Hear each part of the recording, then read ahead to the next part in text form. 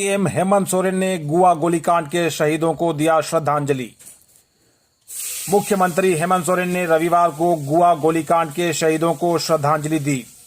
उन्होंने कहा कि इनका बलिदान व्यर्थ नहीं जाएगा। सीएम हेमंत ने एक्स पर पोस्ट भी शेयर किया। उन्होंने लिखा कि गुआ गोलीकांड में शहीद हुए वीर सपूतों को मेरी भावभीनी श्रद्धांजलि। आपका बलिदान व्यर्थ नहीं जाएगा। झारखंड को विकास के मार्ग पर हम सतत बढ़ाते रहेंगे। शांति और प्रगति के लिए हम सभी झारखंडी मिलकर काम करेंगे। बताते चलें कि 8 सितंबर 1980 को गोवा में अस्पताल में इलाज कराने आए घायलों पर पुलिस ने गोली चला दी थी।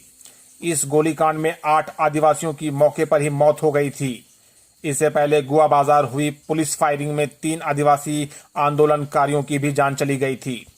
इस गोलीकांड के बाद बिहार सरकार ने आदिवासियों के तीर धनुष रखने पर प्रतिबंध लगा दिया था। प्रधानमंत्री मोदी झारखंड विधानसभा चुनाव से पहले राज्य को 4 वंदे भारत ट्रेनों की देंगे सौगात। प्रधानमंत्री नरेंद्र मोदी 15 सितंबर को झारखंड के जमशेदपुर आएंगे। वे झारखंड को 4 वंदे भारत ट्रेनों की सौगात देंगे। वे संताल परगना से शुरू होने वाली 2 वंदे भारत ट्रेनों को जमशेदपुर से हरी झंडी दिखाएंगे। विधानसभा चुनाव से पहले प्रधानमंत्री का यह दौरा काफी अहम माना जा रहा है। प्रधानमंत्री देवघर से बनारस और गोड्डा से रांची वंदे भारत ट्रेन को हरी झंडी दिखाकर रवाना करेंगे। साथ ही एक अन्य ट्रेन जो बिहार के भागलपुर से चलकर पश्चिम बंगाल के हावड़ा जाएगी, यह ट्रेन हंसडीहा और दुमका होते हुए हावड़ा प्रस्थान करेगी। संताल परगना में गुजरने वाली 3 वंदे भारत ट्रेन के शुरू होने से यात्रियों को फायदा होगा। केंद्रीय मंत्री शिवराज सिंह चौहान ने कहा, चुनाव देखकर धड़ाधड़ खोखली घोषणाएं कर रहे हैं मुख्यमंत्री हेमंत सोरेन। भाजपा प्रदेश चुनाव प्रभारी एवं केंद्रीय मंत्री शिवराज सिंह चौहान ने हेमंत सरकार पर बड़ा निशाना साधा। उन्होंने कहा कि चुनाव अब नजदीक है और जिस गठबंधन की सरकार ने 5 साल में कुछ नहीं किया, अब चुनाव आते ही वह धड़ाधड़ खोखली घोषणाएं करते चले जा रहे हैं। हमने पूछा, झारखंड की जनता को मिला क्या? शिवराज रविवार को प्रदेश कार्यालय में पत्रकारों से वार्ता कर रहे थे। उन्होंने कहा कि सैकड़ों वादे जो पूरे नहीं किए गए, 5 साल कोई नौकरी नहीं दी, पेपर लीक जैसी लगातार घटनाएं होती रही, लेकिन अब चुनाव आ गया है, इसलिए धड़ाधड़ घोषणाएं हो रही हैं। भर्तियां, सिपाही की भर्ती, लेकिन ये भी नहीं देखा कि किस मौसम में भर्ती कर रहे हैं। उन्हें पता था कि भर्तियां पूरी नहीं हो पाएगी। ये भर्ती कोई नौजवानों को रोजगार देने के लिए नहीं, बल्कि वोट के लिए किया गया नाटक था। फिजिकल टेस्ट भी पूरा नहीं हो पाएगा, इसलिए ऐसे मौसम में जो जानलेवा साबित हुआ, 10-10 किलोमीटर बच्चों को दौड़ा रहे हैं। बड़का गांव में जयराम महतो का विशाल आम सभा का आयोजन। बड़का गांव हाई स्कूल के मैदान में झारखंड लोकतांत्रिक क्रांतिकारी मोर्चा का जबर करम महोत्सव एवं बदलाव संकल्प महासभा का आयोजन किया गया। इस कार्यक्रम में दिन भर झूमर, नृत्य, ढोल, नगाड़े व मानर के साथ लोग नृत्य करते और झूमते नजर आए।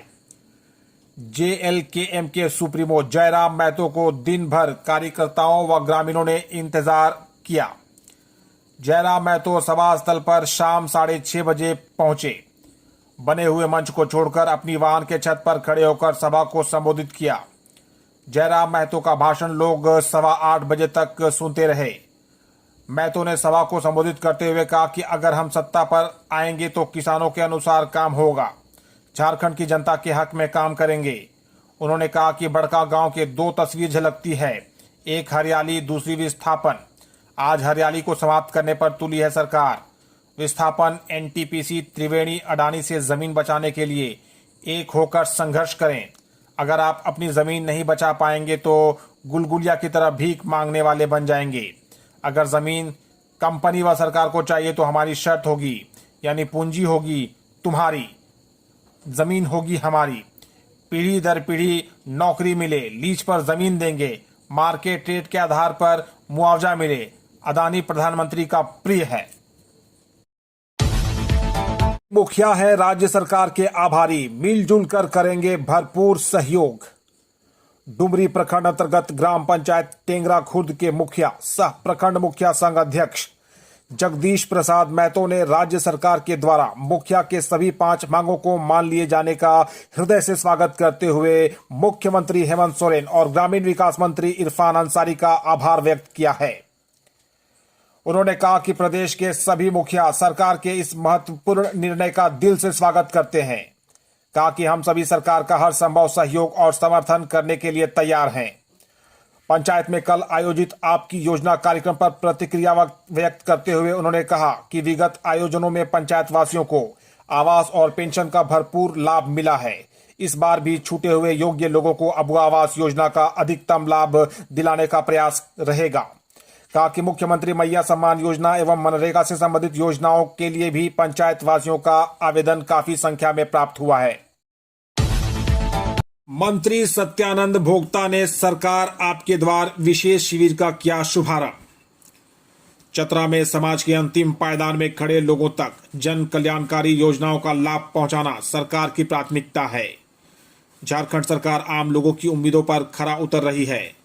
उक्त बातें झारखंड के उद्योग व श्रम नियोजन एवं प्रशिक्षण मंत्री सत्यानंद भोक्ता ने कही। वे रविवार को चतरा के कान्हा चट्टी प्रखंड के बेंगोकला पंचायत के ग्राम डुमरिया कोटाप स्थित फांडी मैदान में सरकार आपके द्वार कार्यक्रम के तहत आयोजित विशेष शिविर में बोल रहे थे। शिविर में मंत्री श्री भोक्ता के आगमन पर उपायुक्त रमेश घोलप ने पुष्प गुच्छ देकर उनका स्वागत किया। हजारीबाग गया मार्ग चौपारण की दनुआ घाटी में एक कर 5 गाड़ियों की भीषण भिड़ंत में 2 लोगों की मौत। हजारीबाग गया मार्ग पर रविवार को चौपारण की दनुआ घाटी में एक कर 5 गाड़ियों की भीषण भिड़ंत हो जाने से 2 लोगों की मौत हो गई। दुर्घटना में 6 लोग घायल हुए हैं। पुलिस ने सभी घायलों को नजदीकी अस्पताल में भर्ती कराया है। पुलिस मामले की जांच पड़ताल कर रही है। जानकारी के मुताबिक एक अनियंत्रित ट्रक ने टेम्पो को टक्कर मारी। इसके बाद टेम्पो एक खाई में जा गिरी। इसी दौरान ट्रक के पीछे से आ रही एक स्विफ्ट कार भी हादसे की चपेट में आ गई और ट्रक से टकरा गई। तभी पीछे से आ रही एक दूसरे ट्रक ने कार को टक्कर मारा। इसके अलावा एक मिनी ट्रक भी इन वाहनों से टकरा गया। इस तरह एक कर 5 गाड़ियां हादसे की शिकार हुई।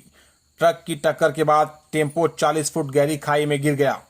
टेम्पो में सवार लोग धर्म सभा में शामिल होने चतरा जिले के तुलबुल कर्मा से शोभ बाराचट्टी बिहार जा रहे थे। टेम्पो पर सवार 7 लोगों में से 2 लोगों की मौत हो गई। वहीं 3 लोगों की हालत गंभीर है। वहीं हादसे की शिकार हुई कार में 4 लोग सवार थे जो हजारीबाग से वापस डोभी बिहार लौट रहे थे। हादसे में कार चालक घायल हो गया। वहीं अन्य 3 को मामूली चोटें आई है। घायलों को अनुमंडल अस्पताल में इलाज के लिए भेजा गया है।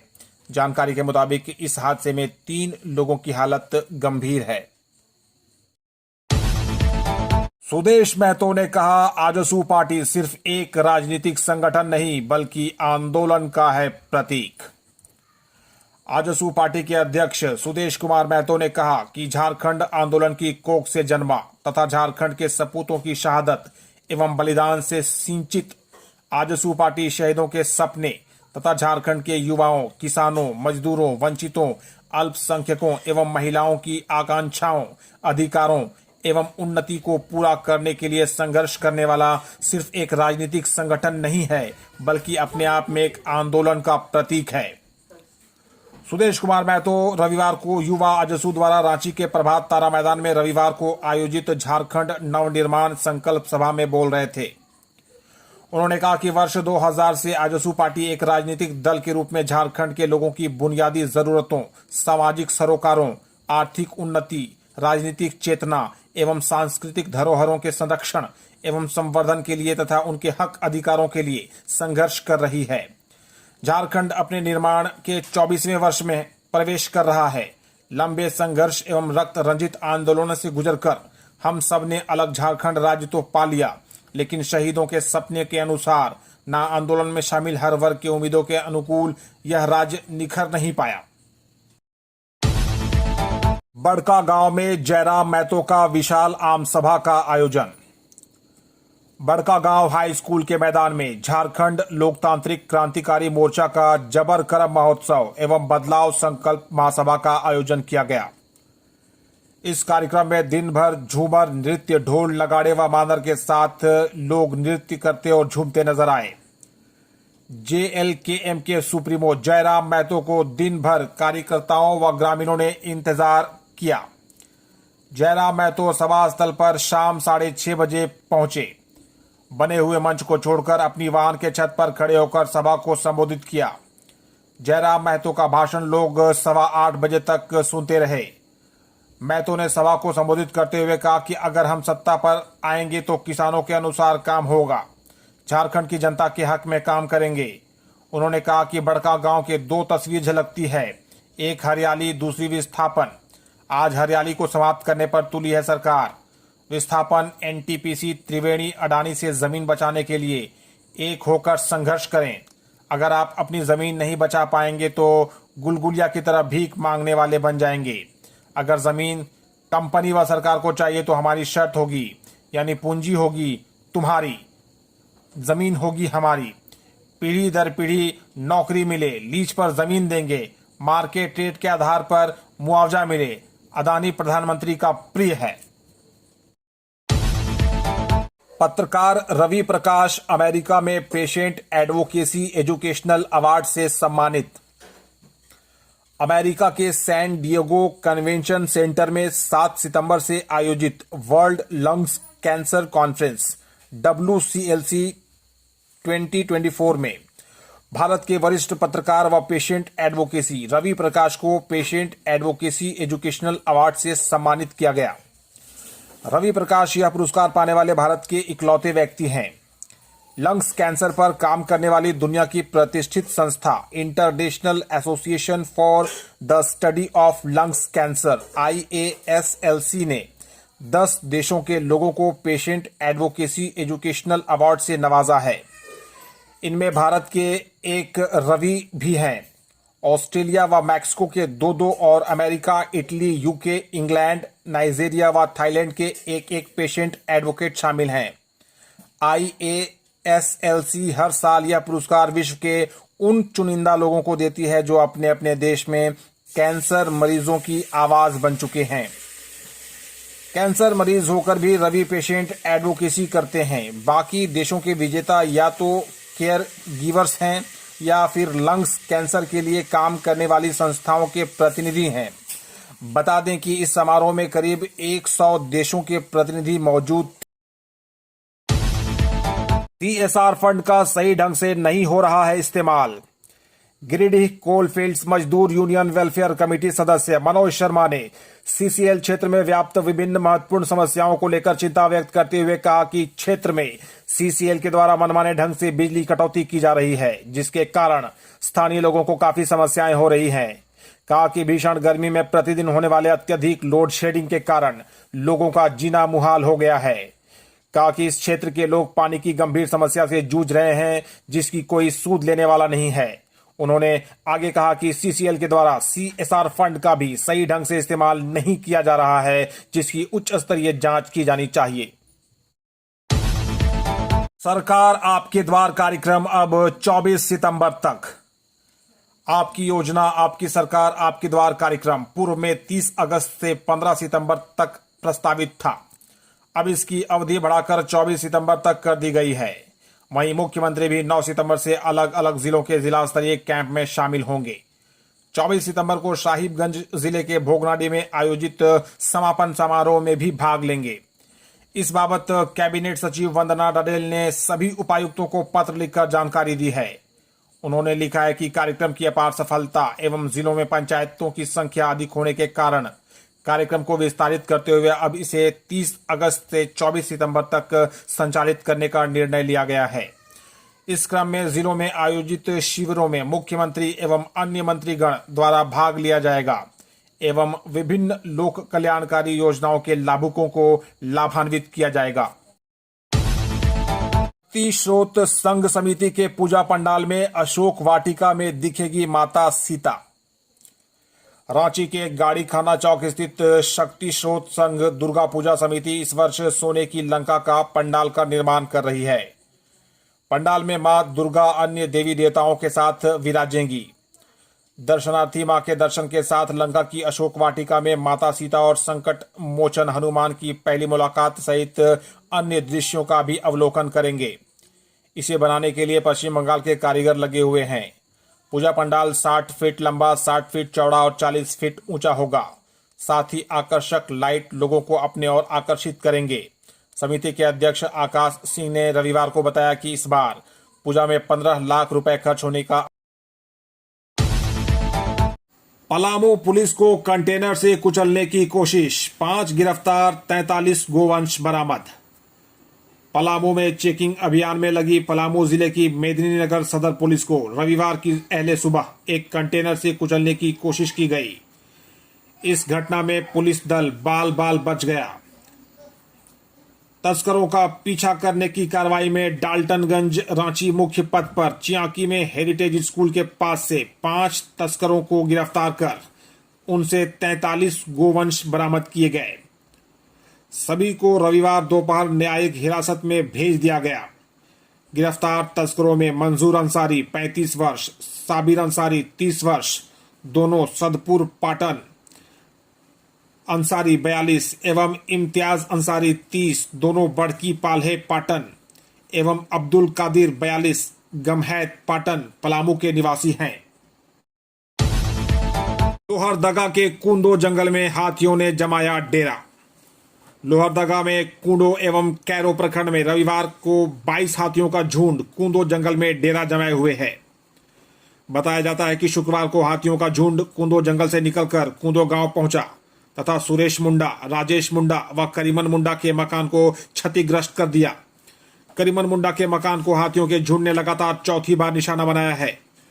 करीमन मुंडा का पूरा परिवार बेसहारा हो गया है तथा हाथियों के भय से दूसरे के मकान में शरण लेने को विवश है। इसके बाद रमेश मुंडा, मुकुंद मुंडा व विजय मुंडा के खेतों में भी लगी धान, मक्का तथा अन्य फसल को पूरी तरह से रौंदते हुए नष्ट कर दिया। ग्रामीण रात जगा करते हुए गांव में हाथियों को प्रवेश करने से रोकने के लिए पहरेदारी कर। सरकार आपके द्वार कार्यक्रम अब 24 सितंबर तक। आपकी योजना, आपकी सरकार, आपके द्वार कार्यक्रम पूर्व में 30 अगस्त से 15 सितंबर तक प्रस्तावित था। अब इसकी अवधि बढ़ाकर 24 सितंबर तक कर दी गई है। वहीं मुख्यमंत्री भी 9 सितंबर से अलग अलग जिलों के जिला स्तरीय कैंप में शामिल होंगे। 24 सितंबर को साहिबगंज जिले के भोगनाडी में आयोजित समापन समारोह में भी भाग लेंगे। इस बाबत कैबिनेट सचिव वंदना डडेल ने सभी उपायुक्तों को पत्र लिखकर जानकारी दी है। उन्होंने लिखा है कि कार्यक्रम की अपार सफलता एवं जिलों में पंचायतों की संख्या अधिक होने के कारण कार्यक्रम को विस्तारित करते हुए अब इसे 30 अगस्त से 24 सितंबर तक संचालित करने का निर्णय लिया गया है। इस क्रम में जिलों में आयोजित शिविरों में मुख्यमंत्री एवं अन्य मंत्रीगण द्वारा भाग लिया जाएगा एवं विभिन्न लोक कल्याणकारी योजनाओं के लाभुकों को लाभान्वित किया जाएगा। लोजपा की बैठक में 200 युवाओं ने ली पार्टी की सदस्यता। राजधानी स्थित लोक जनशक्ति पार्टी रामविलास के कार्यालय में प्रदेश अध्यक्ष वीरेंद्र प्रधान की अध्यक्षता में रविवार को बैठक हुई, जिसमें रांची महानगर एवं जिले के 200 युवाओं ने राष्ट्रीय अध्यक्ष चिराग पासवान के नेतृत्व पर भरोसा जताते हुए पार्टी की सदस्यता ग्रहण की। बैठक में होने वाले विधानसभा चुनाव को ध्यान में रखते हुए सभी कार्यकर्ताओं को प्रदेश अध्यक्ष ने तैयार रहने को कहा। रांची में बालू लदे 5 हाइवा जब्त। रांची नगरी सीओ राकेश कुमार श्रीवास्तव ने रविवार को गुप्त सूचना के आधार पर नारो बाजार टांड के समीप छापेमारी कर अवैध तरीके से ले जाए जा रहे बालू लदे 5 हाइवा को जब्त किया है। इसके बाद जब्त हाइवा को नगरी थाना को सौंप दिया है।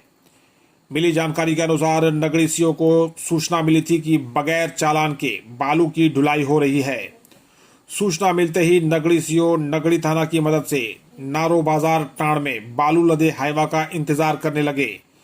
जैसे ही बालू से लदे हाइवा पर नजर पड़ी, हाइवा को रुकवाया और कागजात की मांग की, लेकिन कोई भी हाइवा चालक कागजात नहीं दिखा पाया। चालान नहीं होने के चलते सीओ राकेश श्रीवास्तव सभी हाइवा को जब्त कर थाना को सौंप दिए। पुलिस मामले की जांच पड़ताल कर